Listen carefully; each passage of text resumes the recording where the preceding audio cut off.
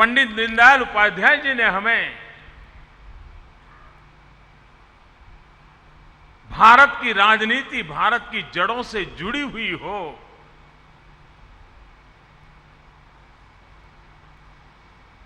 ये जो हमें मंत्र दिया था, उस मंत्र को फिर से एक बार चेतना देना,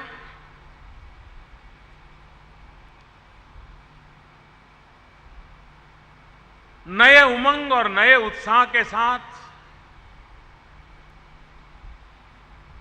फिर एक बार चल पड़ना, किसी भी राजनीतिक दल के लिए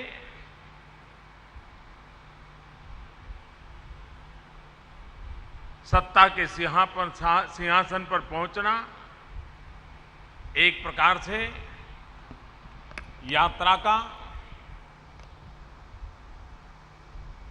अंत ही होता है। उसे लगता था जिस काम के लिए निकले थे पहुंच गए। इस देश के एक प्रधानमंत्री को एक बार पूछा गया था कि आप कितना समय प्रधानमंत्री पद पर रहोगे, क्योंकि बड़े अस्थिरता के माहौल में वो प्रधानमंत्री बने थे। तो उन्होंने जवाब दिया था उस पत्रकार के सामने देख करके कि भाई, जो एवरेस्ट पर जाता है वो वहां घर बसाने के लिए जाता है क्या? वहां रहने के लिए जाता है क्या? एक बार पहुंच गया, इतिहास लिख लेगा कि हम एवरेस्ट पर पहुंच गए। बोले मैं एक बार प्रधानमंत्री बन गया, आगे रहूं या डर रहूं। हम वो यात्रा के यात्री नहीं है।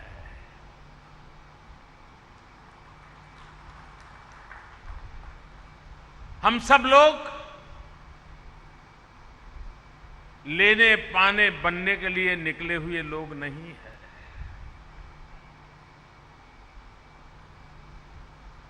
अगर लेना पाना बनना होता तो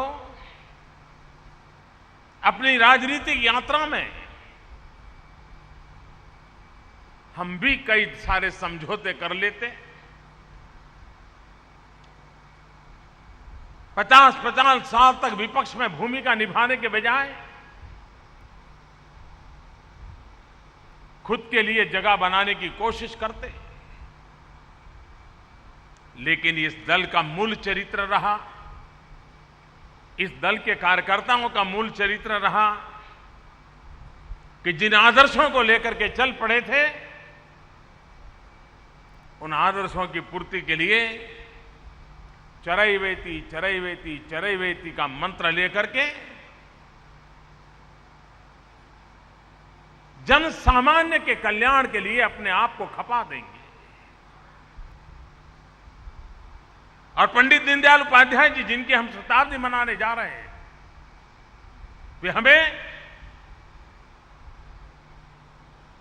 यही तो मंत्र दे के गए थे। अंत्योदय, दरिद्र नारायण। और शास्त्रों ने भी तो हमें सिखाया है, जन सेवा ही प्रभु सेवा। 125 करोड़ का देश हो, 800 मिलियन, 65% लोग 35 से कम आयु के हो, देश की जवानी लबालब जवानी से भरा हुआ देश हो,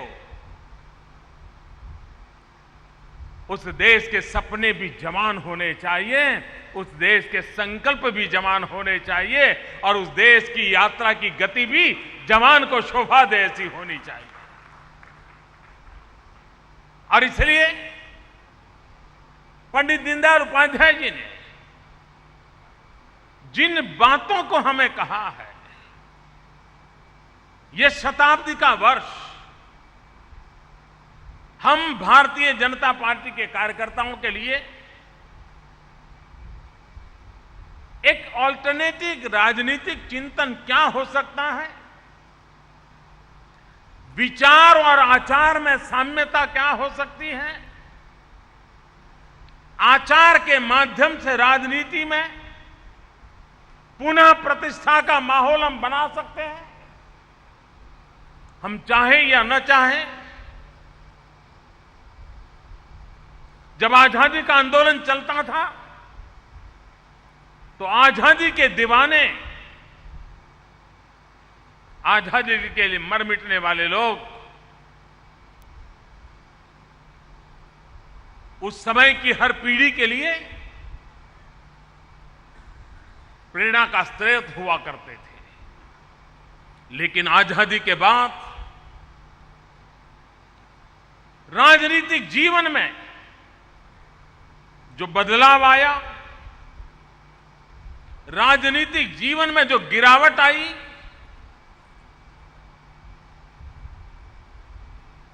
सार्वजनिक जीवन में आचार के प्रति आशंकाओं का माहौल बना और एक ऐसा वक्त आ गया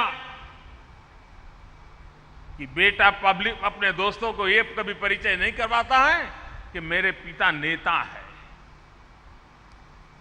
उसे कभी कभी मन में संकोच होता है। शायद दोषी कुछ लोग होंगे, कुछ लोगों के आचरण के कारण लोकतांत्रिक जीवन में अगर पॉलिटिकल इंस्टीट्यूशंस में इस प्रकार की गिरावट जनसामान्य के मन में प्रस्थापित हो जाए तो उससे लोकतंत्र के लिए बहुत बड़ा खतरा पैदा होता है।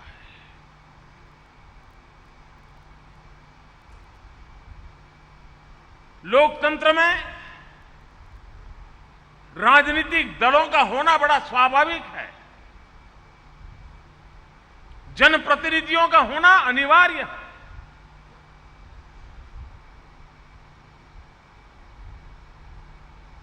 भारतीय जनता पार्टी के नाते पंडित दीनदयाल उपाध्याय की जन्म शताब्दी हम मना रहे हैं, तब हम आचार और विचार के माध्यम से देश के सामान्य नागरिक के मन में फिर से एक बार इस इंस्टीट्यूशन की प्रतिष्ठा पुनः प्रस्थापित कर सकते हैं क्या? राजनेताओं की तरफ लोगों का देखने का दृष्टिकोण हम बदल सकते हैं क्या?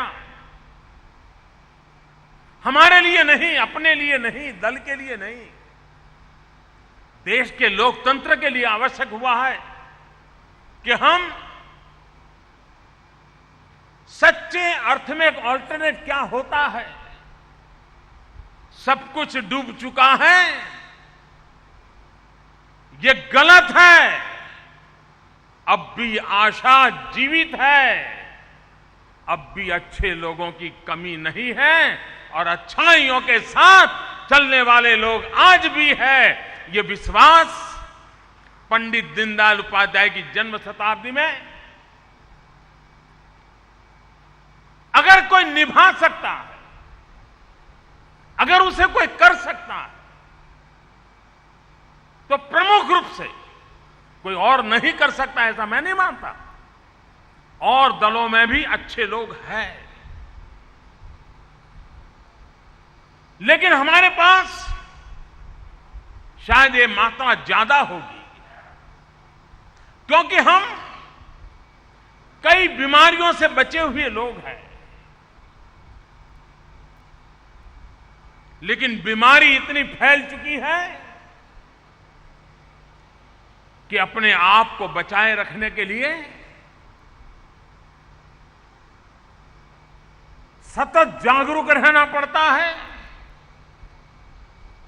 सतत पुरुषार्थ करना पड़ता है। हमारे सभी वरिष्ठ महानुभावों ने जैसा हमारा लालन पालन किया है, हमें तैयार किया है, और आज जब पंडित दीनदयाल उपाध्याय जी की शताब्दी के लिए हम आगे बढ़ रहे हैं, तब हम विचार और आचार के माध्यम से उन आदर्शों के लघु प्रतीक भी बन सकते हैं क्या? एक छोटे प्रतीक भी बन सकते हैं क्या? इससे बड़ी श्रद्धांजलि उनके लिए क्या हो सकती है?